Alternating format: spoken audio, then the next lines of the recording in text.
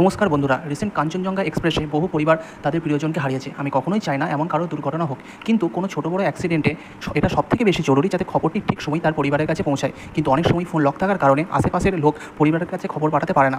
আপনার ফোনের এই ছোট্ট সেটিংসটি চেঞ্জ করলে যে কেউ আপনার ফোন থেকে পরিবারের কাছে খবর পৌঁছে দিতে পারে এমার্জেন্সি কলের মাধ্যমে। কী করে চলুন, প্রথমে আপনাদের ফোনের সেটিংসে যাবেন।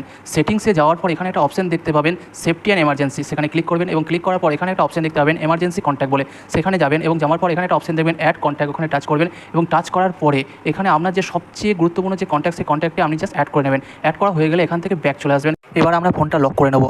লকটা খোলার জন্য আমরা যখন সোয়াইপ আপ করবো তখন আমরা একটা অপশন দেখতে পাবো, সেটা হচ্ছে এমার্জেন্সি। সেই এমার্জেন্সি অপশানে ক্লিক করলে আপনারা এরকম একটা পপ আপ দেখতে পাবেন। এখানে ভিউ এমার্জেন্সি ইনফো বলে একটা অপশন আছে, ওখানে ক্লিক করবেন এবং এখান থেকে আপনি ফোন লক অবস্থাতেও কল করতে পারেন। বিভিন্ন কোম্পানির ফোনের সেটিংস একটু পরিবর্তন হতে পারে। যদি ভিডিওটি ইনফরমেটিভ লেগে থাকে তাহলে অবশ্যই প্রিয়জনদের সাথে শেয়ার করুন, লাইক করুন, কমেন্ট করুন এবং চ্যানেলটিকে সাবস্ক্রাইব করে দিন। ধন্যবাদ।